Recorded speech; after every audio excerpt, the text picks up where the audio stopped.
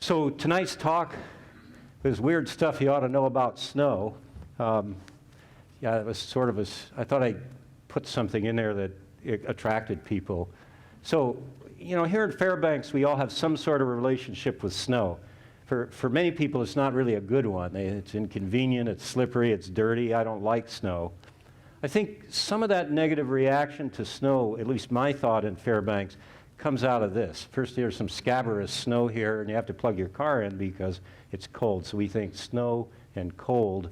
And so that part of our world is, okay, what we don't like about snow. There's an equal number, if not more, people who think of snow this way: beautiful, fun, a wonderful playground. And let's see if I can make this work. I have to, yeah. So this is sort of another version, right? Oh yeah, snow's lots of fun in various ways. And but the thing that I want to talk about tonight are not that aspect of snow, which I think very many people in Fairbanks know that in as good detail as I do. I want to talk about sort of the hidden part, a little bit of the intellectual part, and just some of the things that make snow this really amazing substance in its own right, whether you hate it or play on it. So we're going to go through those sort of things, and I just wanted to highlight what an amazing substance it is before I get into some of the details. This is snow. It's an unbelievably beautiful substance. It does very strange things. Things that are really defy sort of gravity almost, and it can range from a almost concrete, hard-like substance to a powder avalanche. It can do things like this, and it can look like this. So snow, it's not really weird, but it has a lot of properties that you really wouldn't expect would exist in a material that's so common. So the way we're going to move through this is to sort of look first at snow coming out of the sky. Everybody knows about snowflakes. And then we're going to look at snow on the ground here, kind of like this, where we're going to look at actually the crystals of what's here in our Fairbanks snow cover, or at least our central and interior Alaska snow cover. And then we're going to look at the whole snowpack and some of the things it does, and some things that now these days where we get a lot more rain on snow or melt events, what happens when water and snow mix. And finally, we're probably going to run out of time, but I wanted to think a little bit about snow in the bigger picture.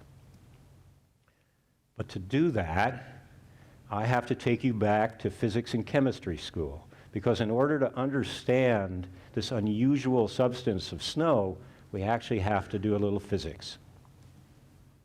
And this is what we have to start with, the water molecule. Because almost everything about snow that we're going to talk about tonight starts right here with oxygen and two hydrogens. Most of you have had this in school but have long forgotten it. So this is the kind of castor oil part of the talk where we have to go through why snow works that way. And it's important to do it because snow, and in fact the water substance, my mentor Carl always urged on me this book by Dorsey called The Ordinary Water Substance, which has amazingly unusual characteristics, and yet it's the most common thing on Earth. It's a polar molecule, has hydrogen bonds, which means it bonds very strongly, but it makes a great solvent, which is why things rust. The solid is less dense than the liquid. There's only 5 other things that we can find where that's true in the general sense. I'll talk about high homologous temperatures, but basically that means it's always near its melting point.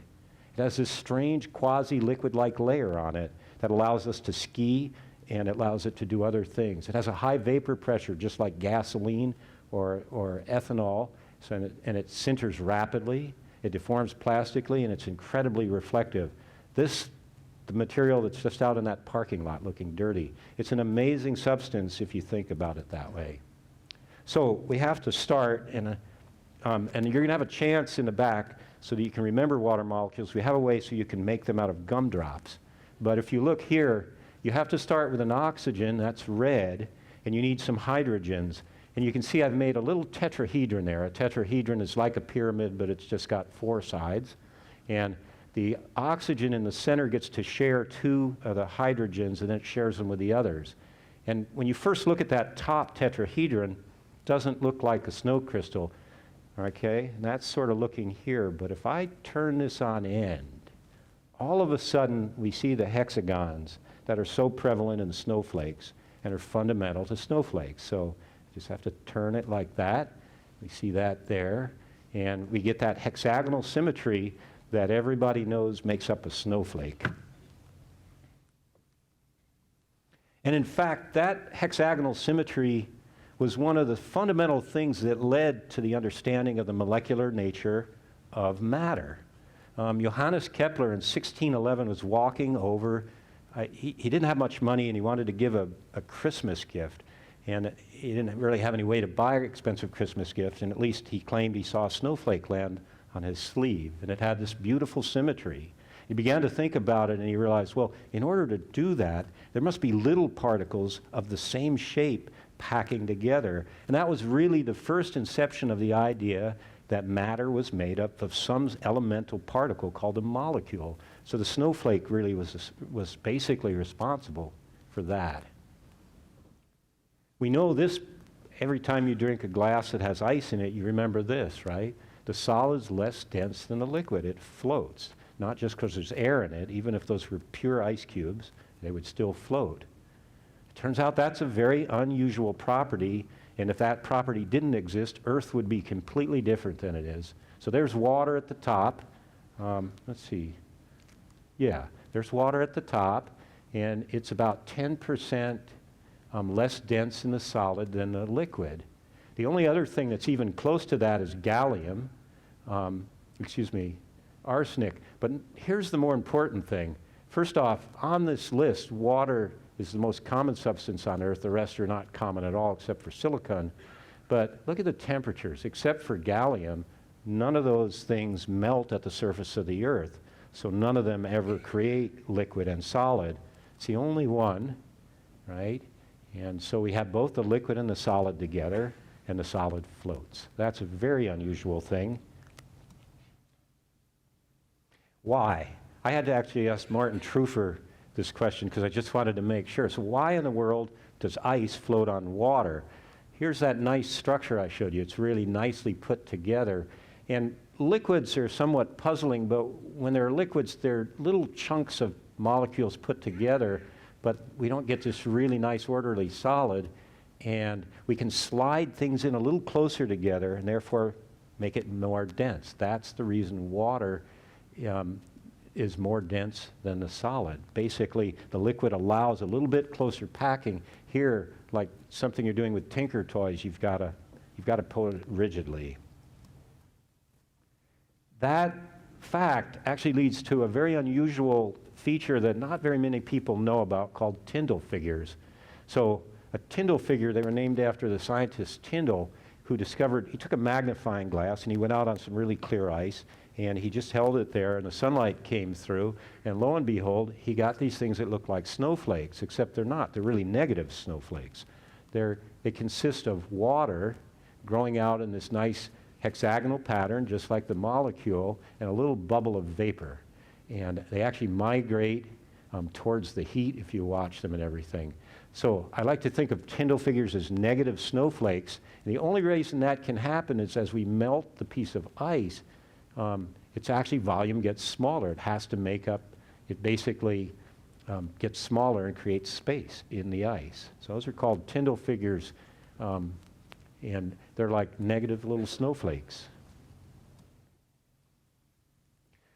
This is possibly the most important point I want to bring up in this physics lesson before we get on to other things about snow. Homologous temperature is a really neat concept. What it means is how close are you if you're a substance to your melting point, right? Let me give an example. So let's not worry about this one for a second. Everybody knows what steel is. Your car's got a lot of steel in it, okay? And your car's down here. Look at the temperature scale right here. Here's Fahrenheit if you work in that. Celsius over here. So, right now we're down around here, and the steel is not red hot or white hot. It's nice and solid. Its homologous temperature is about 0.1, meaning it's only a tenth of the way to its melting point, How does it behave? It behaves like steel. It doesn't bend or do anything weird. It's nice and strong. Let's look what happens when we bring the homologous temperature up to 0.9, 90% of the way to melting. First off, what's our temperature now? Well, that steel is about 1,500 degrees C, or almost 2,500 degrees F. It is white hot, and it actually will droop under its own weight. It'll look like rubber. And if we get it just a little hotter, it'll turn into a puddle of steel. Homologous temperature 0.9, almost a puddle of steel. All right? Now let's think about it for ice, which is what we make snow up. Forget the steel now. Take the what's the homologous temperature equivalent for steel? 0.9. What temperature is that on right now? It's minus 20 degrees F. At minus 20 degrees F, a snowflake made of ice is 90% of the way to melting, and it's behaving just like white hot steel in that it does very strange things. So if you want to understand snow and snow behavior, one of the most important things is just think about the fact that it's just about melting all the time, no matter how cold it gets here, even at 60 below. That's what we do with homologous temperature, and that's one of the reasons we get some very interesting things. The next thing that you really need to know about is this, the quasi-liquid-like layer. Why is this guy about to fall over? Well, he's got good-looking sneakers on, but he's on ice, right? Ice is slippery. Why in the world would ice be slippery? This isn't slippery. I'm okay here. I've got good shoes and I'm on a carpet. If I were on steel or wood, it's not slippery. What is it that makes a solid called ice slippery? Well, the thing that makes it slippery is the quasi-liquid-like layer. There's a layer on ice, even down to very cold temperatures, that behaves just like a liquid. Without getting into more detail, we're going to put our crack team on it and see if we can actually look at this liquid-like layer. And there's been actually a lot of effort to visualize the liquid-like layer. The way it was one of the most elegant, I think it was Kelvin, I'm not sure. People knew about this liquid-like layer several hundred years ago, but this is a very elegant experiment that was run that tells us that it exists. Very simply, Nakaya, who was a Japanese scientist who did a lot of work on snowflakes, froze up two tiny little ice spheres like this. And he kept them really cold, and he hung them, I think, from a human hair each on a little apparatus. And he brought them together at very cold temperatures, so they're not melting, and then he tried to bring them apart. And two things happened when he tried to bring them apart. The first is they stuck together. Okay, now that tells us there's something there. But the second thing that happened was they stuck together, but they also rotated at the same time. Well, if you bond two solids, they won't rotate. So the only way it can be explained is that there's a liquid-like layer, and that liquid-like layer has a cohesive force. And when he tried to pull them apart, they not only tried to stick together, but they rotated. Very elegant experiment that tells us, sure enough, that's why we fall when we slip and fall on ice. For those who are more scientific geeks, this is a paper that just came out last year. This is a surface of ice in which they're just allowing liquid-like layers to form. This is basically molecular level, and I'm going to run a little movie. This is kind of a little tiny, tiny droplet of ice that's formed in a blob, and you're going to see little waves moving out, and those are one molecule thick waves of liquid-like layer propagating across this. It's an absolutely phenomenal image when you think we finally, hundreds of years after we thought there was a liquid-like layer, we can actually see it. Those are about one molecule thick liquid-like layers moving across this ice surface. So we not only know it's there because we slip and fall and we slide on roads, but we know it's there because we can visualize it now. Okay, we're getting close to the last physics lesson, and we'll get into more fun stuff on snow, but this is called sintering. How many people know what sintering is? Ooh, how many people have a cell phone? Okay, come on, that's like 100%, right? So if you have a cell phone, then you have a device that has sintering in it. So let me do the quick talk about sintering, and then we can move on to what it means for ice. So sintering just means, remember the homologous temperature. Remember, there's going to be a quiz. Homologous temperature means you bring something close to its melting point, but don't let it melt. You bring little particles together, and they will bond together molecularly. And all sorts of parts are made from that. If you know what powder metallurgy is, then you know what sintering is. So sintering works really well for substances that are very near their melting point. That's where snow is, and it sinters like crazy. For those who've ever had the snow come off their roof and decided, I'll shovel that tomorrow, okay, that's sintering. Trappers know all about it because you can't sift snow on a trap without it sintering and protecting the trap and not having it effective. So how does sintering work? Well, I'm supposed to go here. We just get a lot of molecular diffusion and vapor transport and stuff, and this is an ice grain here, like in the snowpack. Here's another ice grain. And all these 6 mechanisms are moving molecules and they're joining it together. Sintering to me is, I've always thought, I wish I knew how to sinter like rope and string after you've cut a piece of rope and, oh, that was too short. You can't go back together. But if it's snow and ice, you can. Finally, it plastically deforms, and we'll talk about this a little bit later. I couldn't find the picture I wanted, but one of the ice sculptures a few years ago was a baseball bat, and then the bat drooped. Do you remember that? Yeah, that's plastic deformation of ice, and it happened really fast because the bat was heavy and the neck was thin, and the bat just went like this. And I'm sure this horn did the same. So plastic deformation is what actually happens in ice and in snow. Okay, end of the physics lesson. Everybody take a deep breath. Now we're going to get on to fun and weird stuff about snow. So I want to just answer a few questions that occurred to me that would be maybe burning questions, if not to you guys. So here are the questions I thought might be of interest. How many types of snowflakes are there? Are there no two alike? And what falls in Fairbanks? Ready? Hopefully some people know the answer. Did anybody know that answer? So it turns out this number keeps going up. When I was a student and studying it, Magono and Lee had hit about 80. If we go back before them into the 50s and 60s, we're probably at about 60. Kikuchi, and for some reason the Japanese excel at this science. So the newest classification is now only 2 years old, and I think everybody knows there's many, many types of snowflakes that can fall. The stellar dendrite, which is right here and here, the classic snowflake you build in school, is just a small fraction of this. And I think most people have seen that the temperature and vapor pressure, or the moisture content in the atmosphere, determine what's going to fall. But the most important thing is lots of these fall. And somewhere I saw Walt tape. The other thing that happens is most of the ones that fall don't look this good. They're all busted up, or they're damaged. So when you see these, they've always taken pictures of the most beautiful ones. The same way for movie stars. We don't put the ugly ones, we just do the good ones. Okay, are any two alike? I hate this question. So the answer is no. It's one of those questions that they can probably look alike, but at the molecular level, no two things would ever be alike anyway. So just to illustrate it, these are 4 sector plates. So they're all sector plates. Obviously, they're not alike. I suppose if you really wanted sort of one of those jobs that could take you forever and would produce almost nothing, you could try and find 2 alike and someday get there. So if someone wants to do that, let me know.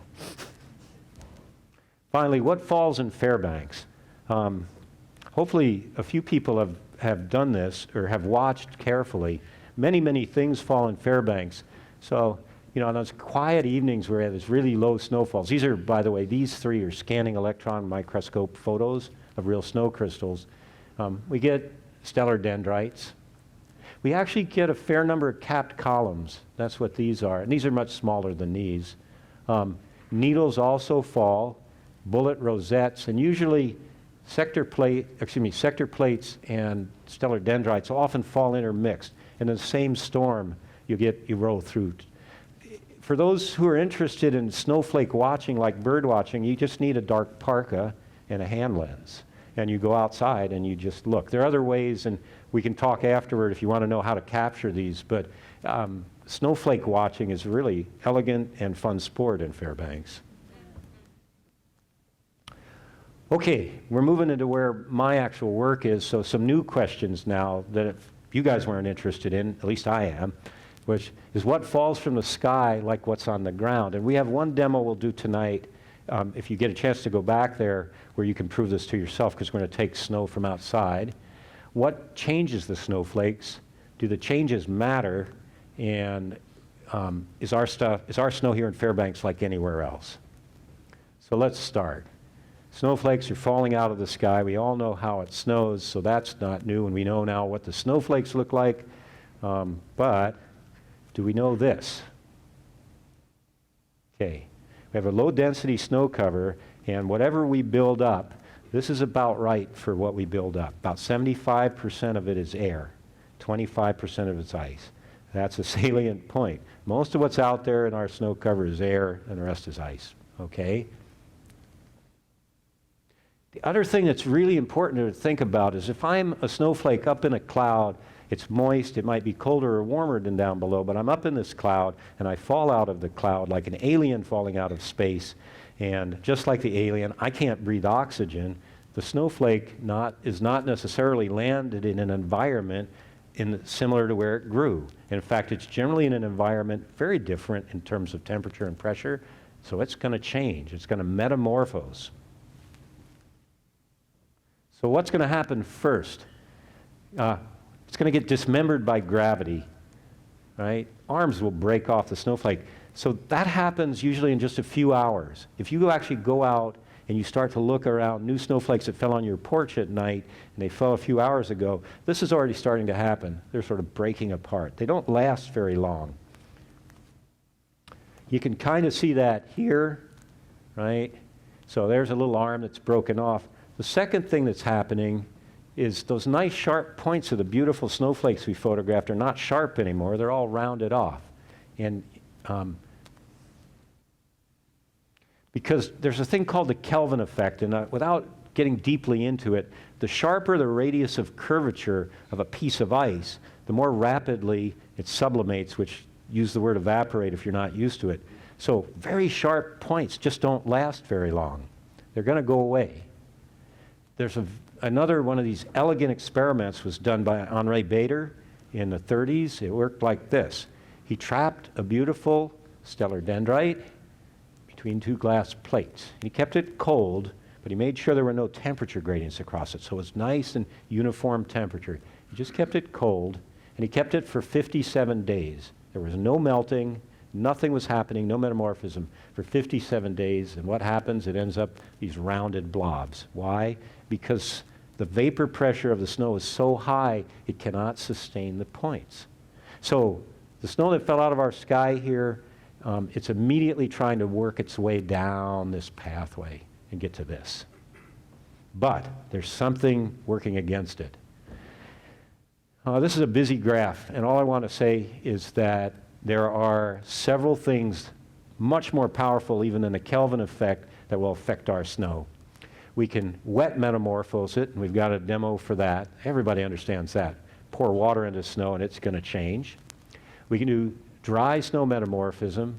I won't talk much about wind. And that dry snow metamorphism, meaning it's below freezing, can go down this path or this path. We're going to follow mainly this path because this is what happens. This is the biggest process.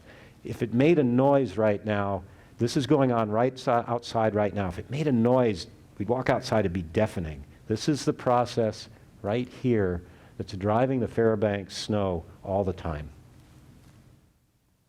Okay, dry snow metamorphism. Okay, in order to understand it, you've got to understand a temperature gradient. I think most people do, but it's a bit novel to them. But they understand it for their house. This guy's nice and toasty inside. We're going to use Celsius. It's 20 degrees Celsius inside, minus 40 outside. It's a cold day. His wall's 20 centimeters thick. So there's a 60-degree drop across that wall over 20 centimeters, 60 divided by 20, 3-centimeter drop per centimeter. That's the gradient. So it's not the temperature of the snow, but the gradient of the snow that matters. How much change in temperature across it, because that's what drives metamorphism. And if that gradient is below this number, a quarter of a degree C per centimeter, we get that kind of rounded snow. But if it's above it, we get faceted snow. So real briefly, let's look at the rounded stuff. We don't get much of it. It kind of looks like this. Turns out we so rarely have gradients that weak, you can almost discount this. We don't get this. Instead, what do we get? And this is a pit I just did a few days ago. I've got cold, cold air, or this winter not quite so cold, and I have warm ground. Okay? Why is the ground warm? We have that nice organic layer, and we have an active layer, or maybe it's not frozen at all. And during the fall, and particularly this fall, that gets saturated with water. And all through the winter, in order to chill the ground down, we have to first freeze up that water, and that takes a huge amount of energy. So this water in the ground, the near surface ground, keeps our ground temperature very high. This is Fairbanks here, and you can see early in the fall we get a little spike and it cools off, but very quickly it rebounds, and it kind of hangs out there at about -3 degrees. Our ground is not very cold, even when our air temperatures are. The blue is what happens up in Barrow and other places. So given that, we want to look at how strong is that temperature gradient across the snow. So we could take a little spot here in the snow. Okay, it's about a centimeter thick, -11, -10. What's that going to do to the snow? And here you go, -11 and -10. And I've magnified it, big grains of snow. Heat's moving through the solid ice pieces of the snow, but there's vapor.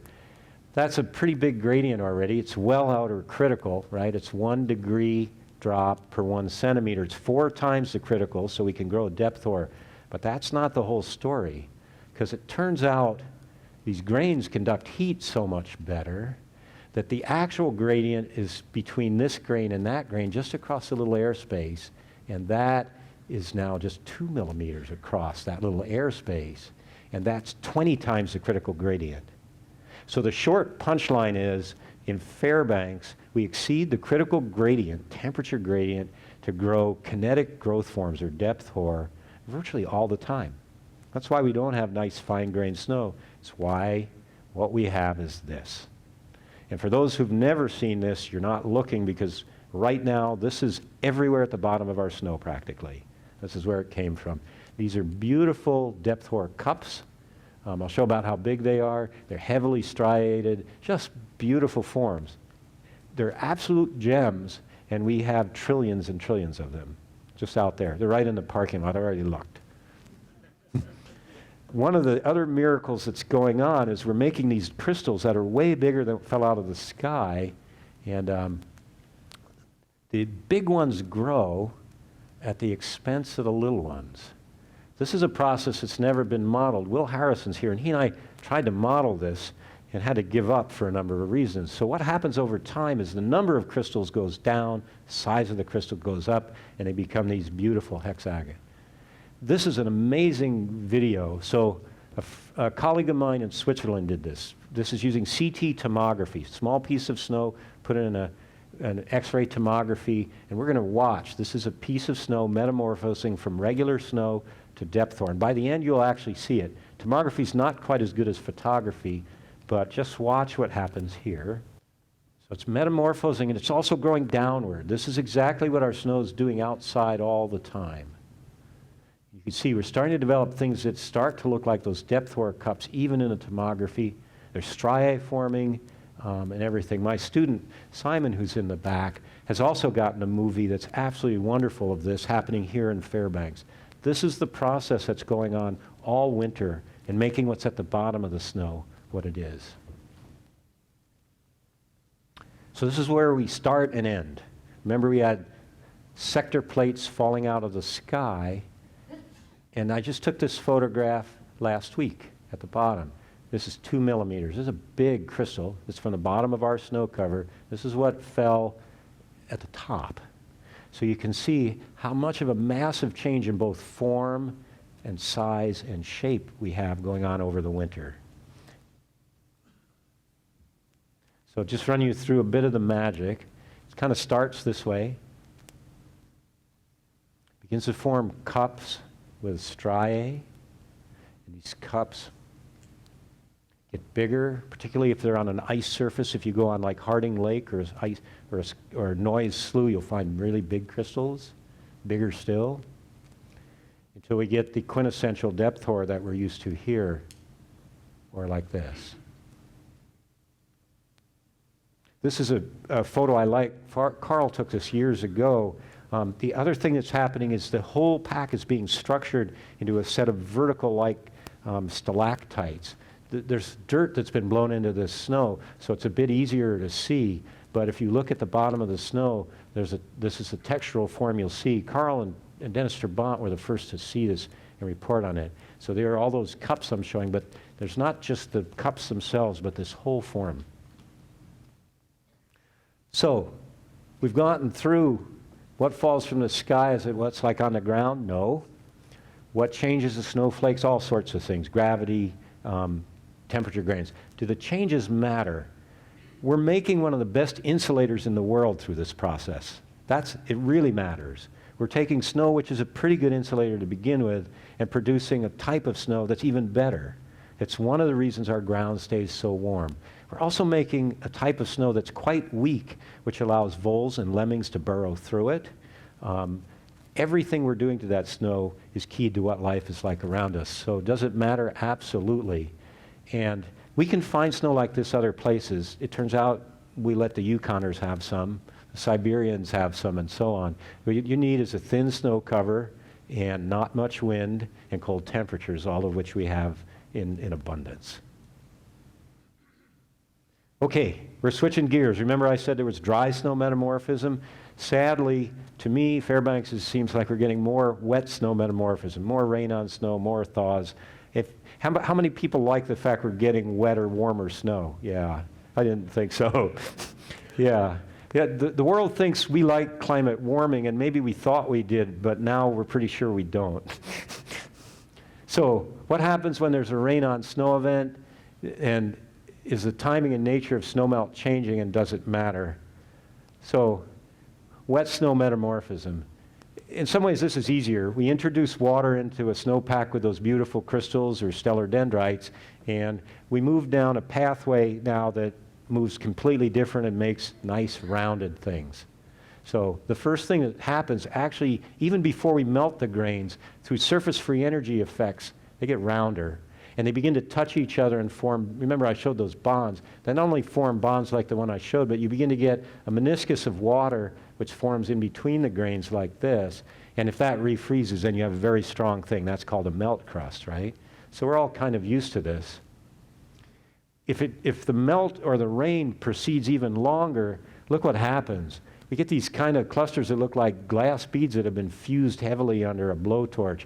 Now, it's almost hard to tell where the grain ends and the bonds begin. So these, once we get to this stage, that's ice. It's a type of ice. But there's actually a stage after it. We all know about it in the spring, but we don't think about it in the winter, and that's the world of slush. So that's when we get to a slush, what happens is those nicely rounded grains actually evolve into these ellipsoids, and they become detached from each other. They can even float there.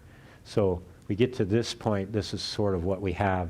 That's the end product of really a long, prolonged thaw or rain on snow. We don't like that because skiing's shot now, and it's really, and mud season can't be far off. The other thing it does, these are my kids from an earlier venture, and we've dug a snow pit here. We've covered it so we could see. I like their smile. They were enjoying it. But I want to draw your attention to this, because the other thing that happens that's really interesting about snow that most people don't realize is when we introduce rain on snow or a melt event, it doesn't do quite what we think. So we've got to look here. That's the same picture right there. And we're looking, and it's snowed since then, but there's some structure here, right? Everybody can see that. It actually, if you trace it, I think it went all the way to here. And let's see, I got to do this. So it's raining when the surface wasn't there. We're doing a rain on snow event. It begins to stretch out on the surface to begin with. But with time, it starts to do what's like this penetrative plume moves down. A plume of water moves down through the snow. And it does a couple of really interesting things. Wherever it hits a discontinuity or a layer change in the snow, it spreads out. It might spread out here, here, and here. one rain-on snow event can make 3 to 10 melt layers, and it'll put those right in the middle of the pack. So if you see a melt layer down in the snow cover, halfway down, that didn't necessarily mean it melted when that was the surface of the snow. That could easily have been through this percolation process. And if I know I get a lot of disbelief, but we have actually a demo I tried yesterday in my garage, and it worked, where Joanna's going to actually irrigate some snow, and we'll see this. And it'll go right to the base. When we have a very cold snow and then it warms rapidly and rains on it, that water will penetrate right to the base and ice up the base, much to the peril of, again, the lemmings and the shrews and so on. I'm going to kind of end with this. I don't want to go too long. Carl Tate sent me this. It sort of puts together all these magical and weird things snow does that you don't think about, where the physics behind it is really astounding. So let's see if I can walk you through this. Okay? So the first thing that happened has been a thaw, and I don't know if Carl's here. I think this was just a few weeks ago. So during the thaw, of course, it's a woodshed, so there's no insulation, so the nice warm air temperature under the metal is heating the metal, and it's going to create a little bit of liquid water. Remember, we have a liquid water-like layer, but we create a liquid water layer here. That's going to start that snow sliding. But did it slide fast? No, because if it slid fast, it'd all be down here. So it's sliding kind of slowly, which means it's not all that warm, just warm enough to get a little liquid water. Okay, gravity's pulling it, so they're sliding like this. Gravity's pulling it down, right? But it's made of pretty interesting form. It hasn't just come straight down, it's bent a little bit, and then it's come down here. And so it's actually doing that plastic deformation we saw on the same of the ice. The gravity's pulling it, and it's actually bending in an arc. So in order to get these amazing features of snow, all sorts of physics is at work there, changing things and working along. Oh, I was supposed to... And yeah, the last piece is, why did it stay together? It didn't melt and fuse together because it hasn't been that warm. What held it together? And hopefully everybody got that out of this piece where I talked about sintering. This snow on the roof has had a couple of weeks, and it's sintered together. Remember the same thing you have in your cell phone. Otherwise, if we tried this with sand, would that do that? No, it would just fall off. So sintering, plastic deformation, liquid-like layers, all these things make up the world of snow around us, and they're moving and doing things all the time. We don't have to do anything to make it happen. So there's more to tell, but I'm going to stop there. I'm going to invite everybody to our demos in the back, and where you can actually get some hands-on with the snow. But I kind of want to end with sort of to re-engage you with this material that seems so common to us, even if we love it for skiing or hate it for driving. While it seems so common, we live, as my mentor would say, in one of the best natural laboratories in the world for this stuff. And the more you know about it, I think the more fascinating you'll find it. Thanks.